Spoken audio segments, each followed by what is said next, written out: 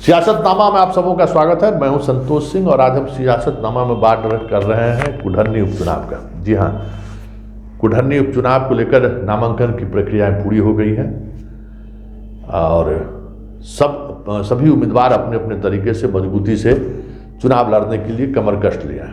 5 तारीख को वोटिंग होगी। हालांकि काफ़ी वक्त है वोटिंग में, लेकिन जिस तरीके की समा बंद रही है, याद करिए वैशाली लोकसभा का उपचुनाव,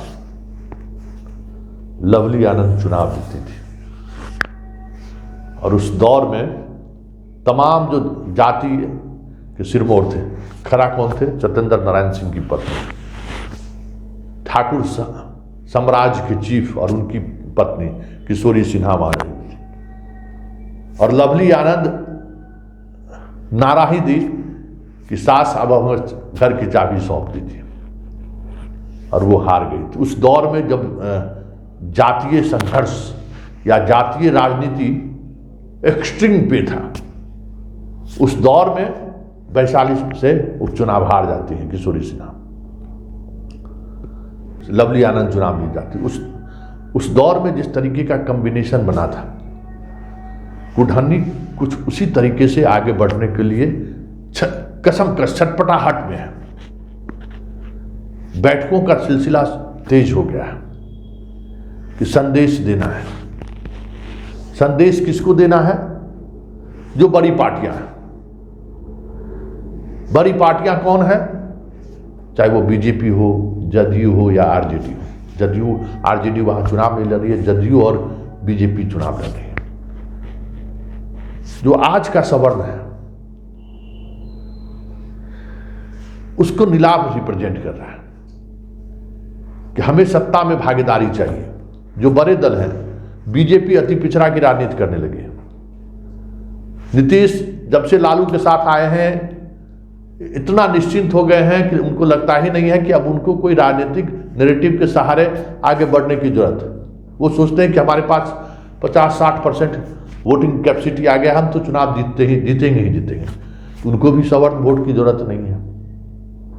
बीजेपी को भी सवर्ण वोट की जरूरत है, लेकिन वो दिखाना चाहते हैं कि भाई हम उस तरीके का तवज्जो अब हम आपको नहीं देंगे। तो सवाल तवज्जो, सवाल सम्मान और स्वाभिमान से जुड़ गया है। ऐसे में जो कुढ़नी में जो चल रहा है, जिस तरीके से बैठकों का दौर शुरू हुआ है, भूमियार राजपूत के गांव में जा रहे हैं, राजपूत ब्राह्मणों के गांव में जा रहे हैं और ये बैठकों का सिलसिला धीरे धीरे शुरू हो रहा है, आपसी बातचीत में शुरू होने हैं। बाहर जो नौजवान रह रहे हैं सवर्णों का, वो भी दिलचस्पी दिखा रहे हैं कि ये जो बड़े क्षत्रप हैं, उनके सहारे हम अपनी राजनीति को नहीं साध सकते हैं, तो हम ऐसे क्षत्रपों के साथ क्यों ना हो जाए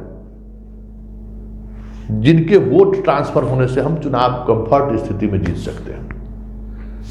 तो कुढ़नी उसी की एक लेबोरेटरी के रूप में सामने आया है। बोचहा में दिखाया लोगों ने, बीजेपी को बुरी तरह से हराया।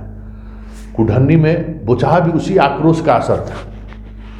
कुढ़नी में वो उस प्रयोग को अमली जामा देना चाहते हैं कि आने वाले समय में अगर हम सहनी को, एक वोटर को ये कन्विंस करने में कामयाब हो जाते हैं कि हम आपके साथ हैं, तो ये जो एक अलग तरह की राजनीति की शुरुआत होगी बिहार में, जो कभी कभी यहाँ के बिहार के सवर्ण नेता रामविलास पासवान के साथ रह के करते रहे हैं, जीतन राम मांझी के साथ रहते हुए करते रहे हैं, उसी तरीके की राजनीति मुकेश सहनी के साथ भी रह के करने की कोशिश की शुरुआत हुई है। अब देखना यह है कि ये जो लेबोरेटरी तैयार हुआ है कुढ़नी में, उसका असर कितना पड़ता है इस प्रदेश की राजनीति में। क्योंकि ये जो छोटे दल हैं, उस छोटे दल में जो जिस तरीके की राजनीतिक महत्वाकांक्षा है, उस महत्वाकांक्षा के सवर्ण वोटर के साथ आने के बाद उनको पंख लग जाता है। देखिए, मुकेश सहनी भी 4 सीट जीते, उसमें 3 सवर्ण उनके जीत गए। ये अलग बात है कि वो सारे बीजेपी के डम्मी थे, बीजेपी में भाग गए। हम के साथ भी देखिए अनिल कुमार, आप रामविलास पासवान की पार्टी के सांसदों की संख्या देख लीजिए, उनके विधायक जिनको वो उन्होंने टिकट दिया उनकी संख्या को आप देख लीजिए। तो एक नए तरह की चीजें बिहार में चल रही हैं कि पासवान के साथ सवर्ण अगर आए तो हम किन सीटों को प्रभावित कर सकते हैं। नीतीश कुमार के हार की बड़ी वजह ये भी रही कि चिराग ने अलग स्टैंड लिया तो सवर्ण और पासवान एक साथ आ गए। तो बहुत सारे ऐसी कॉन्फ्रेंसी हैं जहां सवर्ण और पासवान अगर मिल जाए तो राजनीति की दिशा बदल सकती है।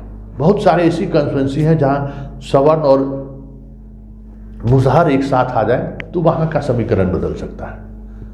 उत्तर बिहार के बहुत सारे ऐसे कॉन्स्टिट्यूएंसीज हैं जहां सवर्ण और मल्लाह एक साथ आ जाए तो वहां की पूरी जातीय समीकरण बदल सकती है, वोट समीकरण बदल सकता है।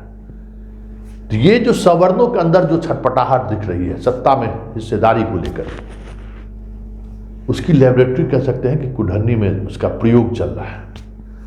और अगर ये प्रयोग सफल हुआ तो 2024 के पार्लियामेंट इलेक्शन में जो बड़ी बड़ी बातें हो रही हैं, ये छोटे दल, क्योंकि मोदी का मैजिक भी अब उस तरीके से काम नहीं कर रहा है। सवर्ण उस राजनीति को भी समझ रहा है कि मोदी मैजिक से किसको नुकसान हुआ है। जहानाबाद जैसा सीट जहां भूमियार सांसद बनते थे, उसी मैजिक का नतीजा है कि वो अति पिछड़ा का सीट हो गया। तो ये सारे हिसाब किताब तौलने की कोशिश हो रही है। अब देखना यह है कि कुढ़नी में होता क्या है। सभी विशेषज्ञों को, जो राजनीति पर नजर रखने वाले लोग हैं, वो कुढ़नी के इस प्रयोग को समझना चाह रहे हैं। और अगर यह प्रयोग सफल हुआ तो मानिए बिहार में जो राजनीति चली आ रही है 30 वर्षों से, उसकी दिशा बदल जाएगी। तो कोई बड़ी बात नहीं।